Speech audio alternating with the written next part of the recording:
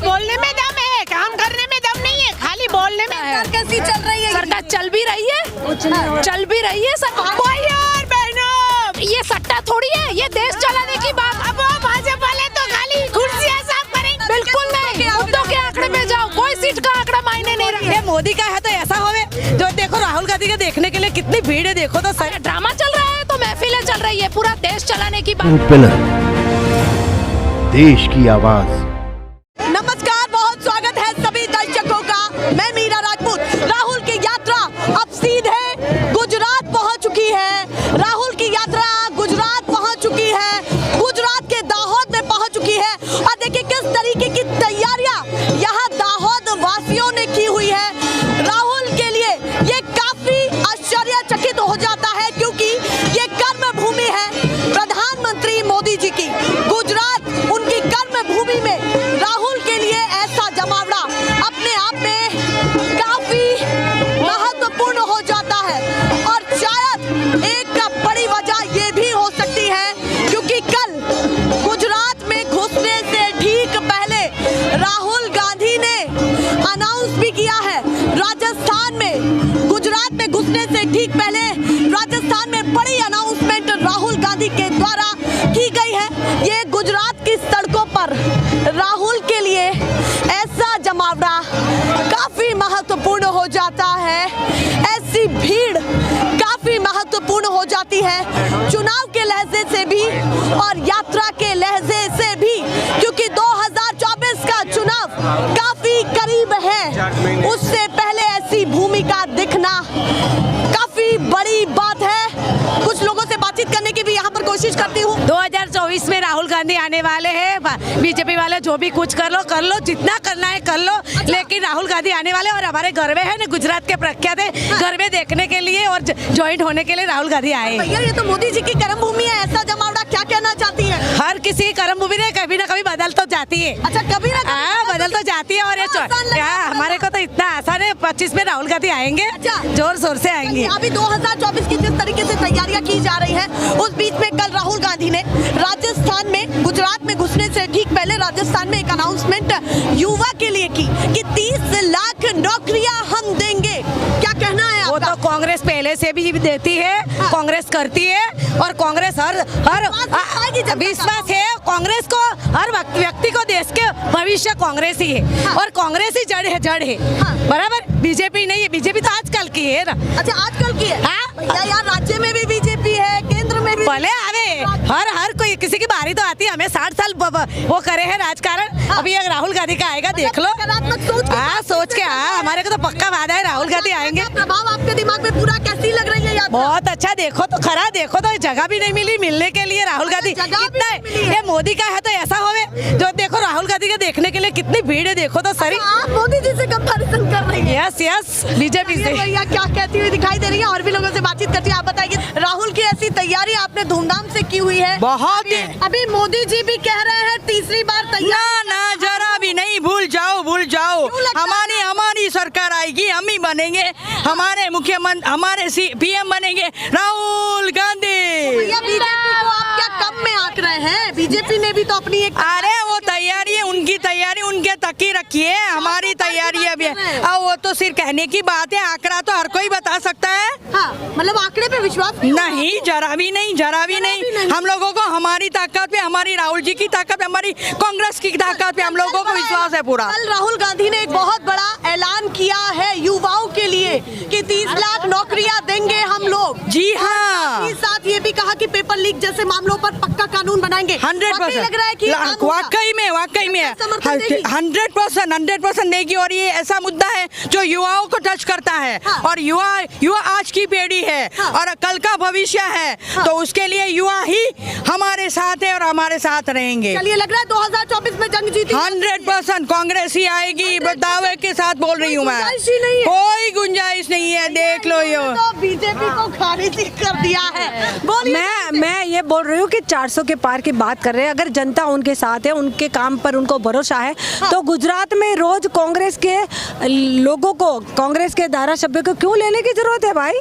आपके लोग ही है, आपके लोग ही है। अगर आपने जनता को संभाला है तो जनता ऐसे ही आपको वोट दे सकती है, पर आपको डर है। ये 400 का आंकड़ा लेने की क्या जरूरत है? ये अगर अच्छे काम करते हैं। चल रहा है कब से, खरीद वेचार संघ कब से चल रहा है? हमारा ही है, वो बीजेपी का कोई है ही नहीं, सभी कांग्रेस ही है। अभी आप कौन से ऐसे बड़े मुद्दे लग रहे हैं कि जो आपको लगता है कि बीजेपी के लिए भारी पड़ सकते? सब बड़े मुद्दे हैं, सब बड़े मुद्दे हैं। उसके पास कोई इलेक्शन का मुद्दा ही नहीं है, इसलिए तो वो सब हमारे नेताओं को वो ये ब्लैकमेल करके लेके जा रहे हैं। सब वहाँ जो भी इलेक्शन लड़ेंगे वो कांग्रेस के ही नेता होंगे। अभी इंडिया गठबंधन बना है, बड़ा गठबंधन बना है, जिसमें कश्मीर से लेकर के कन्याकुमारी तक के दिग्गज है। ये सारे दिग्गज चुनौती दे रहे हैं क्या मोदी जी को, या फिर प्रश्न चिन्ह आगे लगा हुआ है चुनौती के नाम पर? नहीं, हम लोग चुनौती दे रहे हैं मोदी जी का। हाँ। अभी एक ट्रेंड भी चला कि मोदी जी का परिवार, मोदी जी के परिवार में नहीं है क्या? नहीं, मोदी जी का परिवार अभी कांग्रेस हो गया, पूरी कांग्रेस लेके चले गए वो। मोदी जी का परिवार कहाँ है? भाजपा परिवार नहीं है। अब वो भाजपा वाले तो खाली कुर्सियां साफ करेंगे, आधे से ज्यादा तो कांग्रेस वाले वहाँ चले गए। भारत हमारा नारा है, भारतवासी है। परिवार ही नहीं है, मोदी जी का परिवार ही। वो दूसरा पूरे मोदी जी कर रहे हैं, वो अपनी पार्टी का नाम भी आगे नहीं कर रहे हैं। हम तो कांग्रेस को भी आगे कर रहे हैं और राहुल जी को भी आगे कर रहे हैं। और मोदी जी यूं हो गए ना तो पूरा खत्म, पूरा का वही खाली वही है। भाजपा में तो कुछ दम ही नहीं है, भाजपा में तो कुछ दम ही नहीं है। मोदी जी थोड़ा बहुत कर रहे हैं, वो भी उससे नहीं हो रहा है। अभी उसकी एज हो गई है, देखो गवर्नमेंट जॉब में। आप आँख खोल के देख रही है ना, भाजपा की इतनी बड़ी लहर, उसको अपने आप रिटायरमेंट ले लेना चाहिए। उसको अपने आप रिटायरमेंट ले लेना चाहिए। उसकी एज हो गई है, गवर्नमेंट से रूल्स देते थे 58 के एज में रिटायरमेंट, और वो खुद 72 में। वो प्रधानमंत्री के उम्मीदवार ना रहे। होना ही नहीं चाहिए। कोई एजुकेटेड, उसका कोई भी एजुकेटेड प्रधानमंत्री होना चाहिए। आप उनको खारिज कर रही हैं? हाँ, पूरी तरह से खारिज। नहीं चाहिए आपको? नहीं चाहिए। कितनी सीटें आ जाएंगी इस बार इंडिया गठबंधन की? आंकड़े पे नहीं जाएंगे, हम आंकड़े पे नहीं जाएंगे, हम आंकड़े पे नहीं जाएंगे। इंडिया गठबंधन सरकार बनाएगी। अच्छा, आंकड़े पर नहीं जाएंगे, पर सरकार क्योंकि ये तो लोकतंत्र है। जनता ये सट्टा थोड़ी है, ये देश चलाने की बात है, तो हम आंकड़े पे जाएंगे। बिल्कुल कोई आंकड़े पे नहीं जाए। आंकड़े पे जाना है तो बेरोजगारी के आंकड़े पे जाओ, बलात्कार के आंकड़े पे जाओ, महिला सुरक्षा के आंकड़े पे जाओ, कितने की ये जमीनें ले ली है, MSP पे आंकड़े पे जाओ, ऐसे आंकड़े पे जाओ। कोई सीट के आंकड़े पे मत जाओ। आप कह रहे सीटों का आंकड़ा ना, बिल्कुल नहीं, मुद्दों के आंकड़े पे जाओ। कोई सीट का आंकड़ा मायने नहीं रखता। क्यों? सीट का आंकड़ा क्या जरूरी है? किसी की भी सरकार है, चाहे किसी की भी सरकार है, पर जो छोटे लोग हैं उनको जो फायदा होना चाहिए, जो महिला है उनको फायदा होना चाहिए, खेडूत है उनको फायदा। मैं खेडूत की लड़की हूँ, खेडूत को फायदा होना चाहिए। हाँ, मैं किसान की लड़की हूँ, तो खेडूत को फायदा होना चाहिए। उनको मैक्सिमम प्राइस या मिनिमम प्राइस जो भी नक्की करो वो पूरा मिलना चाहिए, तय होना चाहिए, और वो मिलना चाहिए। बॉर्डर पर लगातार किसान बैठे हुए, लगता है बिल्कुल हितों की बात कर रहे हैं या फिर नहीं कर ही रहे हैं। जामनगर की बात करते हैं, मैं जामनगर से हूँ। पूरी रिलायंस कंपनी, हाँ, फिर भी हम लोगों को रिलायंस कंपनी में जॉब नहीं मिल रही है। 8,000 15,000 से ऊपर तो है ही नहीं। ये क्या ड्रामा चल रहा है? तो महफिलें चल रही है, पूरा देश चलाने की बात है। और वो भी देश कि भैया 1947 में जो हम आजाद हुए थे तब हमारी क्या हालत थी, उसके बाद ये पंचवर्षीय योजनाएं कौन लाया, और ये राम मंदिर किसने खुलवाया, और अब जब उनके ऊपर उसको बनवा नहीं पाए, और ये हमारी जी है ना, सरकार नहीं दी, सरकार से ज्यादा बाहर के लोगों को दिया है। सुप्रीम कोर्ट ने दिया है, सरकार ने नहीं दिया है। बिल्कुल ऐसा तो नहीं कि बीजेपी के लिए बड़ा हो। फायदा किसी का नहीं है, फायदा किसी के नहीं है। ठीक है, बदलाव चाहती है पूरा। बिल्कुल। साल में बॉर्डर वाली बातें रह गई कि जो दिल्ली के आसपास के बॉर्डर है उन पर किसान बैठे हैं, वो 14 तारीख की बातचीत कर रहे हैं कि हम फिर से विरोध प्रदर्शन करेंगे। मुद्दे की बात, जामनगर में मुद्दे की बात। हाँ। अभी वहाँ अंबानी का सब सेलिब्रिटी लोग आए, लेकिन कोई जामनगर के एक सांसद, एक धारासभ्य, कोई बीजेपी के नेता को इनविटेशन ही नहीं दिया है। बस लो, अच्छा, चलो जामनगर में दिया ही नहीं है इनविटेशन। वो तो कॉर्पोरेट घराने अलग हो गए, पॉलिटिक्स वही तो वो नहीं, ऐसा नहीं है। उसने सीएम साहब को दिया था इनविटेशन। हाँ, CM साहब बाकी जामनगर में तो किसी को नहीं दिया था इनविटेशन। जामनगर में किसी को, भाजपा के किसी को नेता को इनविटेशन नहीं दिया था। एक चीज और रह गई हाँ। कि एनडीए और इंडिया गठबंधन बिल्कुल। दोनों आमने सामने है। इंडिया गठबंधन वो है जिसमें बहुत सारे वो चेहरे हैं जो विपक्ष की विचारधारा से आते हैं, चाहे अखिलेश हो, ममता हो, तेजस्वी, जो भी हो, हाँ। सभी तमाम सभी लोग। है, सभी है। लगता है कि ये जो एकजुट हो रहे हैं वो कुछ कर पाएंगे, क्योंकि बिल्कुल। उनके भ्रष्टाचार के जो आरोप है वो भी सामने आ रहे हैं अब। देखो ये आरोप है, आरोप बाहर निकाल के कौन लाता है, ठीक है। अच्छा, जब उनकी सरकार नहीं होगी तो हम भी उनके आंकड़े निकाल के बाहर ले आएंगे। अच्छा। हाँ बिल्कुल, तो प्रूव करेंगे, बिल्कुल 100% तैयारी करके बैठे। अच्छा, मैं एक छोटा सा दाखला दिखाऊं। मैं बीएससी नर्सिंग हूँ। जब मैं पढ़ती थी बराबर, मैं फी नहीं भरती थी बराबर, बिल्कुल मुफ्त में पढ़ाया जाता था, ऊपर से हमें स्टाइपेंड दी जाती थी। अभी 2-2 लाख रुपया, मैं जहाँ पढ़ाती हूँ जिस कॉलेज में, वहीं 2-2 लाख रुपया फीस है। अच्छा, आप लेक्चरर बिल्कुल, मैं मेडिकल फैकल्टी हूँ। ओके। बिल्कुल। फिर तो यही एक दाखला है कि पहले शिक्षा फ्री थी। यस, बिल्कुल फ्री थी। यस, मैं पढ़ी हूँ, बिल्कुल शिक्षा फ्री थी। और मैं जो वही चीज मैं पढ़ा रही हूँ, 2 लाख रुपया फीस है 1 साल की।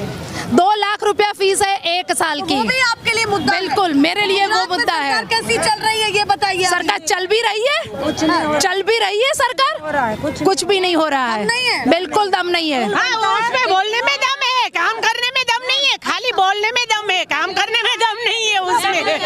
वो बोलते ही भाई और बहनों, बस यही दम है उसमें। वो अच्छे से बोलता है। हाँ, वो अच्छे से बोलता है। बस मैं तो यही कहना आदिवासी समाज का इस क्षेत्र में काफी बड़ा प्रभाव है। महिलाएं भी 95% है। 95%। और महंगाई भी कम होनी चाहिए। मैं तो आज ही बोल रही हूँ कि आज वुमेन्स डे है। हाँ। तो हर एक नारी में इंदिरा गांधी होनी चाहिए। अच्छा, आप कह रही हैं आज वुमेन्स डे है तो हर एक नारी में इंदिरा गांधी होनी चाहिए। Yes। तो उन्हीं की विचारधारा पर चल रही है। Yes। पूरा जोश है। Yes। वुमेन्स डे है, बताइए उस पर भी कुछ कह दीजिए, वो छूट गया हमारा। बताइए क्या कहना चाहती हैं? महिला दिन मतलब हमारा दिन होता हाँ, है। हाँ। और हर महिला के लिए हर एक दिन महिला दिन के बराबर होता है, चाहे वो इंदिरा जी हो, हाँ। चाहे हमारे हम खुद हो, सोनिया गांधी जी हो, हाँ। या हमारी प्रियंका जी हो, हाँ। जो हमारी प्रेरणा है। उनको देखकर ही हम बहुत कुछ अपने अंदर कुछ पाते हैं और कुछ चाहते हैं कि महिलाएं उनके जैसी हो।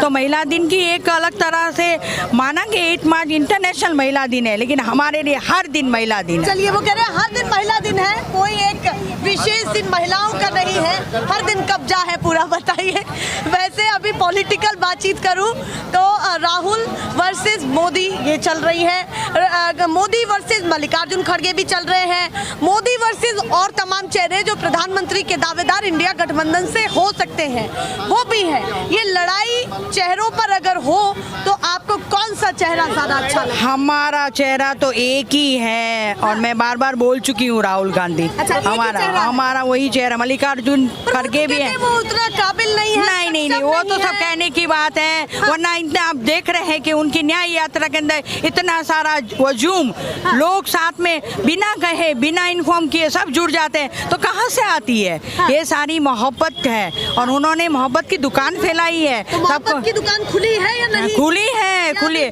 लोग नहीं खुली है, लोग अपने आप उनके साथ जुड़ रहे हैं और खुशी से जुड़ रहे हैं और दिल से जुड़ रहे हैं सभी। अभी लगता है कि राहुल की यात्रा का फर्क बड़ा है पूरे बहुत पड़ेगा, बहुत पड़ेगा, बहुत। यहाँ के लोग दिख रहे हैं, ऐसे ही लगातार दिखाते रहेंगे। फिलहाल के लिए नमस्कार।